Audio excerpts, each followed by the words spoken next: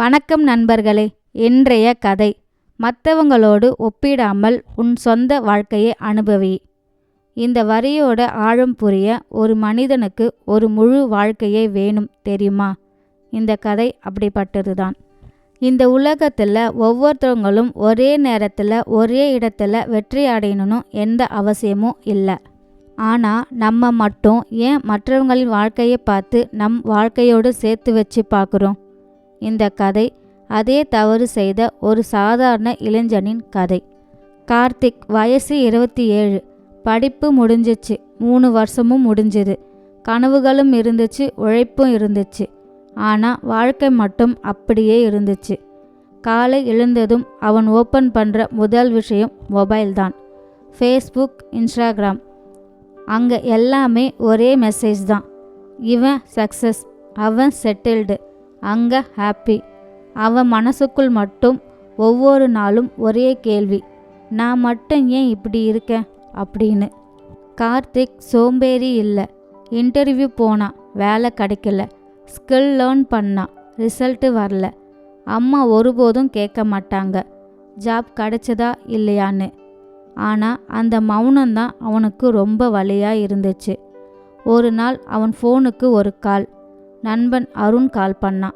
மச்சான், next month எனக்கு மேரேஜ்ரா. கார்த்திக் சிரித்து வாழ்த்து சொன்னான். கால் கட் ஆனதும் அவன் முகத்தில் சிரிப்பு இல்லை, கண்ணில் மட்டும் சத்தமில்லாத கண்ணீர் வந்தது. ஒரு ஃபேமிலி ஃபங்க்ஷன். அங்கே வந்தவங்க எல்லாம் ஒரே கேள்வி, என்ன கார்த்திக், ஜாப் இன்னும் இல்லையா? உன் கசின்லாம் ஃபாரினில் செட்டில் ஆயிட்டாங்களே. ஒவ்வொரு வார்த்தையும் கத்தி மாறி இதயத்தில் இறங்குச்சு. வெளியே வந்து வானத்தை பார்த்தான் கார்த்திக்.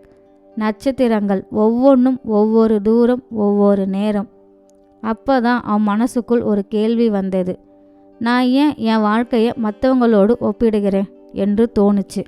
அடுத்த நாள் கிராமத்துக்கு போனான். அவன் பாட்டி, வயசு 80 இருக்கும். அவன் முகத்தை பார்த்ததும் அவங்க புரிஞ்சுக்கிட்டாங்க. மெதுவாக சொன்னாங்க, உன் வாழ்க்கையை மற்றவங்களோடு ஒப்பிடாத. கையில் ஒரு விதையை கொடுத்து, இது நாளைக்கே மரம் ஆகிடுமா என்று கேட்டாங்க. ஒவ்வொரு விதைக்கும் ஒவ்வொரு காலம். உன் வாழ்க்கையும் உனக்கான நேரத்துக்காக காத்திருக்கும். அந்த வார்த்தை கார்த்தியின் உள்ளுக்குள் ஒளி ஏத்துச்சு. அந்த நாளிலிருந்து ஒப்பிடுதலை நிறுத்திவிட்டான். சோசியல் மீடியாவை குறைச்சி கொண்டான். ஒவ்வொரு நாளும் ஒரே கேள்வி, நான் இன்று என்ன கற்றுக்கொண்டேன்? சின்ன வேலைதான், நைட் ஷிஃப்ட்டு. பணம் அதிகமாக இல்லை, ஆனால் மனசு லேசாக ஆரம்பிச்சுது. அவன் புரிஞ்சுக்கிட்டான், நான் பின்னாடி இல்லை, நான் தயாராகி கொண்டிருக்கிறேன் என்று. ஒரு நாள் இன்பாக்ஸில் ஒரு mail, we like your profile. அவன் குதிக்கலை, கத்தலை. மெதுவாக பாட்டியை நினச்சான். அந்த ஃபங்க்ஷன், அந்த மக்கள். இந்த முறை கார்த்திக் சிரித்தான்.